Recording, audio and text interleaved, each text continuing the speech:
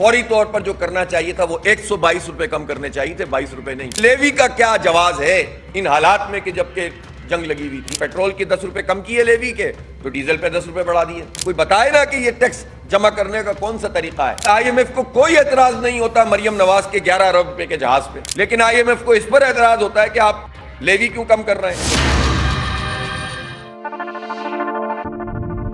جہاں تک اس وقت بجٹ کا تعلق ہے، جو صورتحال ہے اس وقت، پیٹرول کی قیمتیں کل گورنمنٹ نے 22 روپے کم کی ہیں۔ ہمارا خیال یہ ہے کہ فوری طور پر جو کرنا چاہیے تھا وہ 122 روپے کم کرنے چاہیے تھے، 22 روپے نہیں۔ کیوں؟ اس لیے کہ لیوی کا کیا جواز ہے ان حالات میں کہ جبکہ جنگ لگی ہوئی تھی؟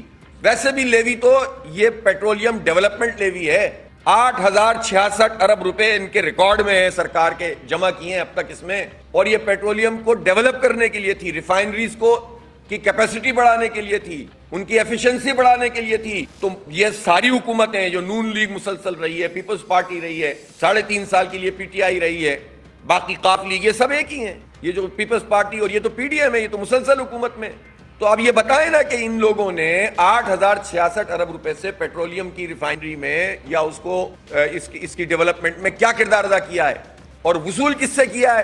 اگر ہم ان 8,066 ارب روپے کو دیکھیں گے تو ہو سکتا ہے کہ کم از کم 2 سے 3 ہزار ارب روپے وہ ہوں گے جو ان لوگوں سے وصول کیے ہوں گے جو ٹیکس نیٹ میں آتے ہی نہیں ہیں، جو طالب علم ہیں، جو بائکیا والے ہیں، جو فوڈ سپلائی کا کام کرنے والے، جو میڈیا پرسن، جو کیمرامین، جو فوٹوگرافر، جو مزدور، جو کسان، ان لوگوں سے انہوں نے کم از کم 3,000 ارب روپے اکٹھے کیے ہیں، اور ابھی تک یہ لیوی کا سلسلہ جاری ہے۔ کوئی بتائے نا کہ یہ ٹیکس جمع کرنے کا کون سا طریقہ ہے؟ اور پھر مزید بھی اس کے لیے تیار نہیں ہو رہے ہیں کہ یہ لیوی ختم ہوگی۔ پیٹرول کے 10 روپے کم کیے لیوی کے، تو ڈیزل پہ 10 روپے بڑھا دیے۔ تو یہ کیا مطلب کام ہے؟ اس طرح سے تو مسئلہ حل نہیں ہوگا۔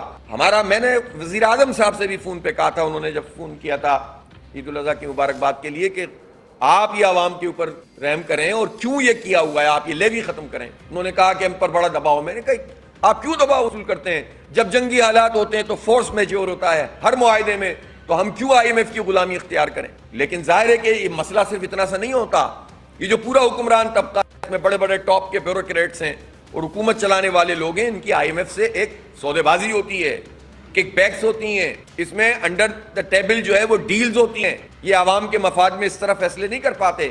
یعنی آئی ایم ایف کو کوئی اعتراض نہیں ہوتا مریم نواز کے 11 ارب روپے کے جہاز پہ اور 9 کروڑ روپے کے چیئرمین سینٹ کی گاڑی پر، لیکن آئی ایم ایف کو اس پر اعتراض ہوتا ہے کہ آپ لیوی کیوں کم کر رہے ہیں۔ تو اس سے آپ سمجھ جائیں نا کہ آئی ایم ایف پاکستان سے محبت کرتا ہے اور اس کے حق میں ہے کہ اس کے خلاف ہے؟ وہ صرف ایک اشرافیہ کے حق میں ہے، اور اس اشرافیہ کے ذریعے سے ہماری معیشت کو بھی کنٹرول کرتے ہیں، عالمی سامراجی طاقتیں، اور ہماری سیاست کو بھی کنٹرول کرتے ہیں۔ تو عوام کا یہ کام ہے کہ اس اشرافیہ سے جان چھڑائیں۔